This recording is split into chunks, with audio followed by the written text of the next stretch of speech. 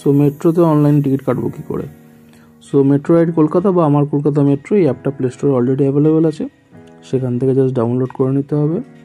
দিয়ে যেরকমভাবে আমরা ইউটিএসে টিকিট কাটি সেরকমভাবে আমরা মেট্রোতেও টিকিট কাটতে পারি। এখানে আমরা কার্ড রিচার্জও করতে পারি। সো বেসিক্যালি এখানটা ব্ল্যাক দেখাচ্ছে কারণ কিছু জায়গা প্রাইভেসির জন্য রেকর্ড করা যায় না। সো বুক টিকিট অপশানে যেতে হবে। সেখানে গিয়ে আপনার কোথা থেকে যাচ্ছেন এবং কোথায় যাচ্ছেন এই বেসিক ডিটেলস দুটো আপনি পুট করে দিলেন।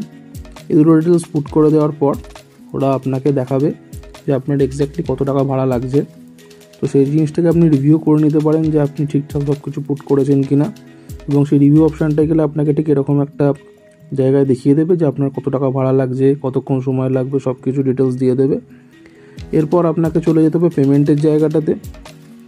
পেমেন্টের জায়গায় গেলে আপনি অনেকগুলো অপশান পাবেন যে পদ্ধতিগুলোতে আপনি টিকিট কাটতে পারেন।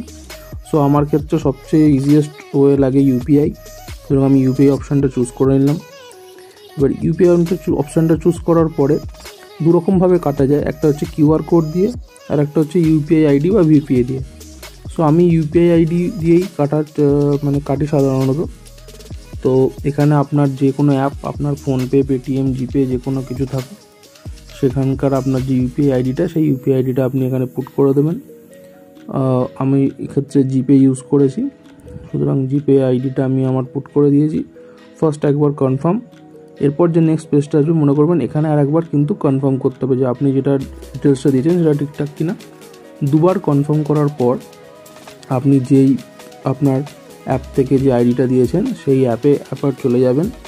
সেই অ্যাপে তখন দেখবেন একটা পেমেন্ট রিকোয়েস্ট আসবে।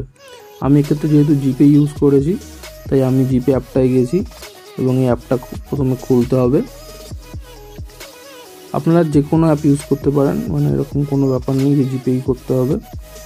তো জিপে খোলার পরে এখানে এরকম একটা পেমেন্ট রিকোয়েস্ট আসে। তো আপনি আপনার ইউপিআই পিন দিয়ে দেবেন। আমার ক্ষেত্রে আমার এই পিনটা দিচ্ছিলাম বলেই প্রাইভেসির জন্য এখানটা রেকর্ড হয়নি। সো ইউপিআই পিন দেওয়া হয়ে গেলে তারপরে আপনি জাস্ট আপনার যে পেমেন্ট অ্যাপটা সেই পেমেন্ট অ্যাপটাকে আবার ক্লোজ করে দেবেন এবং আবার মেট্রো অ্যাপটাতে ফিরে যাবেন। এখানে দেখাবেন একটুখানি বাফারিং হবে।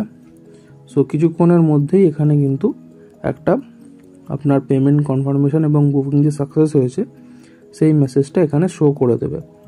এবার এই মেসেজটা শো হওয়ার পরে আপনার কিছুক্ষণের মধ্যেই একটা কিউআর জেনারেট হবে, যে কিউআরটা দেখিয়ে স্ক্যান করে আপনি মেট্রোতে প্রবেশ করবেন এবং বাইরে আসবেন।